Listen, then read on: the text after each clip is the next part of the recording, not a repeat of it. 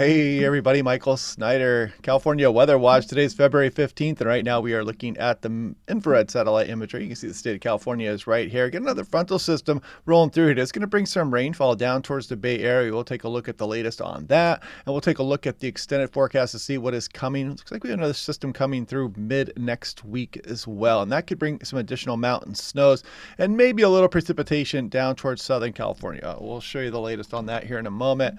Now, what I want to show you here is we're going to back up all the way to when the frontal system was moving through there and take a look at this. This band here is what produced that tornado, an EF0 max winds about 85 miles per hour, but you can see it was embedded in this line as that frontal system just came ripping down across Southern California. Very impressive frontal system there, but yeah, did have an official tornado report with that, and you can see it right there. There's, for example, Inglewood would be over here, or Santa Monica, and there's where the tornado occurred. And if I click on that, you can actually see all kinds of different information there. Path width about 20 yards, duration about 2 minutes. Visible damage could be seen across around a dozen double-wide mobile homes. Damage included loss of shingles, roof coverings. And yeah, many destroyed porches, roofs, carports, toppled fences, 2 shattered windows. So yeah, it was widespread debris out there. No injuries, luckily, and no fatalities. And again, the winds topped out about 85 miles per hour. It did track about 0.6 of a mile. So interesting stuff there. And if I click on that one, there's actually some tree damage out there as well. So yeah, a lot of storm reports out there from that last storm. Now, if you want your own affordable home weather station, help support the channel, click on that link down below to save 10% off. Great smartphone app. I always check this thing first thing when I wake up. It builds its own forecast for your individual location as well. Now, waves. I want to talk about this a little bit. We still have some high surf advisories for Southern California, and you can see that wave action be moving down and out as we go through Sunday. But then this next system will bring a bump in the waves here, mainly on, let's roll back here. It's about Sunday night into Monday morning, moves down the Bay Area on the day of Monday, and eventually Southern California Monday night into Tuesday morning there. So check before you go if you're going out to some of the coastal areas to see when those wave heights are going to be elevated.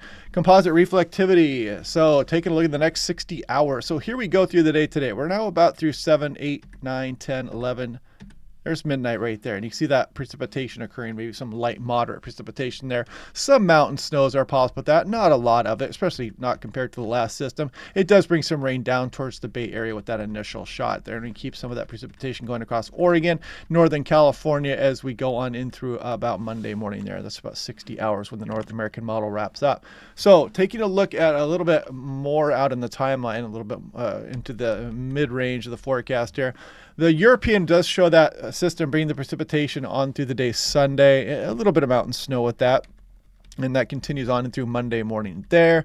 And then we wait for this next system here. This one could bring a little bit better snowfall amounts for the Klamath, Cascades, and Pacific Northwest, and down through the Sierra Nevada. It does show some snow falling with that one. So if we can follow up our last great snowmaker here with some additional rounds of snowfall across the higher terrain, does show a little bit of shower action as I toggle back and forth there, maybe for the transverse range as we go through next week. And then we kind of get this ugly signal here where the storm train is just absolutely plastering the Pacific Northwest, but largely missing California. Maybe that frontal system will hit us, but that's way off. It's 10 days out in the forecast. And then at the very end of the run, it shows some development a little bit lower in latitude off the California coastline, but we'll continue to watch that day by day. And look at this bump we got here. We're at 95% of historical mean. We're almost back to normal there for the entire state snow water content. So that is great to see. It did really give us a nice shot of some of that snowfall across the higher terrain. Glad to see it.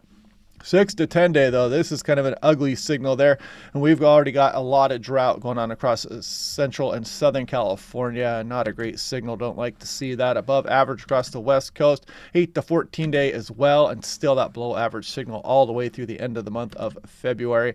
And this is what I was talking about here when I mentioned that drought there across some of the San Joaquin Valley, Southern California, some extreme drought and some exceptional drought for portions of Nevada and Arizona as well. So anyway, we'll continue to break things down day by day. Things can still change. We're trying to get a better system in here. So hopefully we can maybe just flip up that long range there and get some wetter systems back in here. We don't want to go through another long period of not getting much precipitation here. But anyway, what else? Hope you guys are having a good day. Otherwise, click like and subscribe. We'll do this all again tomorrow, and I will talk to you guys then.